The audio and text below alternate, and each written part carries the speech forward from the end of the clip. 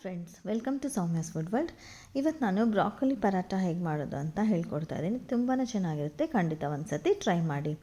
First ನಾನು ಬ್ರಾಕೊಲಿನ ತೊಗೊಂಡು ಈ ರೀತಿ ಅದನ್ನು ಒಂದು ಬಾಯ್ಲನ್ನು ಮಾಡ್ಕೊಂಡಿದ್ದೀನಿ. ಅಂದರೆ ಒಂದು ಕುದಿಯನ್ನು ಕುದಿಸ್ಕೋಬೇಕು. ಅದನ್ನು ಕುದಿಸ್ಕೊಂಡ್ಬಿಟ್ಟು ನೀರೆಲ್ಲ ತೆಗೆದುಕೊಂಡ್ಬಿಟ್ಟು ಚೆನ್ನಾಗಿ ಸ್ವಲ್ಪ ಡ್ರೈ ಆಗಿ ಹಿಂಡ್ಕೊಳ್ಳೋಣ.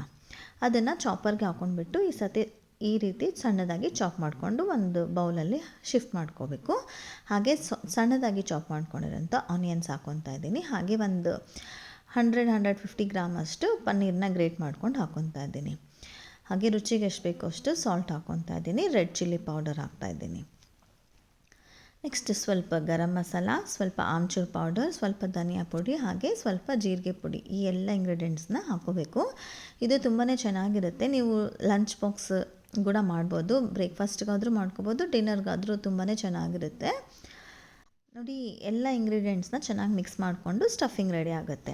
ನಾವು ಚಪಾತಿ ಡೋ ತೊಗೊಂಡು ನಾವು ಚಪಾತಿ ಹೇಗೆ ಒತ್ಕೊತೀವಲ್ಲ ಅದೇ ರೀತಿ ಒತ್ಕೊತಾ ಇದ್ದೀನಿ. ಆ ಸ್ಟಫಿಂಗ್ ಏನು ರೆಡಿ ಮಾಡ್ಕೊಂಡಿರ್ತೀವಲ್ಲ ಅದನ್ನು ಈ ರೀತಿ ಸ್ಕ್ವೇರ್ ಶೇಪಲ್ಲಿ ಇಟ್ಕೊತಾ ಇದ್ದೀನಿ.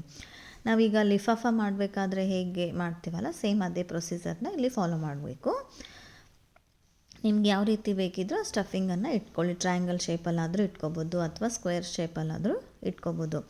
ಈ ರೀತಿ ಅದನ್ನು ಇಟ್ಕೊಂಡು ಚಪಾತಿ ಸೈಡ್ಸ್ ಎಲ್ಲ ಈ ರೀತಿ ಫೋಲ್ಡ್ ಮಾಡ್ಕೋಬೇಕು. ಮಿಡಲ್ ಸ್ವಲ್ಪ ಗ್ಯಾಪ್ ಬಂದರೆ ಅದನ್ನು ಕವರ್ ಮಾಡ್ಕೊಳ್ಳಿ. ಈ ರೀತಿ ಫೋಲ್ಡ್ ಮಾಡಿಕೊಂಡು ಅದನ್ನು ನಾವು ಸ್ವಲ್ಪ ಪರಾಟ ಥರ ದಪ್ಪದಾಗಿ ಒತ್ಕೋಬೇಕು. ಜಾಸ್ತಿ ತೆಳುವಾಗಿ ಮಾಡ್ಕೋಬೇಡಿ, ಸ್ವಲ್ಪ ದಪ್ಪದಾಗಿ ಒತ್ಕೊಳ್ಳಿ. ಆ ಸ್ಕ್ವೇರ್ ಶೇಪ್ ಹಾಗೇ ಇರೋ ಹಾಗೆ ನೋಡಿಕೊಂಡು ಒತ್ಕೊಳ್ಳಿ. ನೋಡಿ, ಈ ರೀತಿ ಸ್ವಲ್ಪ ಗೋಧಿ ಹಿಟ್ಟನ್ನು ನಾನು ಮೇಲೆ ಹಾಕ್ಕೊಂಡ್ಬಿಟ್ಟು ಈ ರೀತಿ ನಿಧಾನಕ್ಕೆ ಒತ್ಕೊತಾ ಇದ್ದೀನಿ.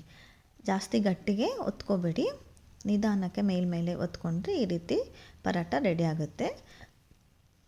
ಅದನ್ನು ಕಾದಿರೋ ಹಂಚ್ ಮೇಲೆ ಹಾಕಿ, ನೀವು ಬಟರ್ ಇದ್ದರೆ ಬಟರ್ ಅಪ್ಲೈ ಮಾಡ್ಕೊಳ್ಳಿ, ಇಲ್ಲಾಂದರೆ ತುಪ್ಪ ಅಪ್ಲೈ ಮಾಡಿಕೊಂಡು ಗೋಲ್ಡನ್ ಕಲರ್ ಬರೋವರೆಗೂ ಅದನ್ನು ಬೇಯಿಸ್ಕೊಂಡ್ರೆ ನಿಮಗೆ ಬ್ರೊಕೊಲಿ ಪರಾಟ ರೆಡಿ ಆಗುತ್ತೆ. ತುಂಬಾ ಯಮ್ಮಿಯಾಗಿರುತ್ತೆ. ಇದರಲ್ಲೇ ಎಲ್ಲ ಸ್ಪೈಸಸ್ ಇರೋದ್ರಿಂದ ನೀವು ಇದನ್ನು ಕರ್ಡ್ಸ್ ಜೊತೆ ಸರ್ವ್ ಮಾಡ್ಬೋದು.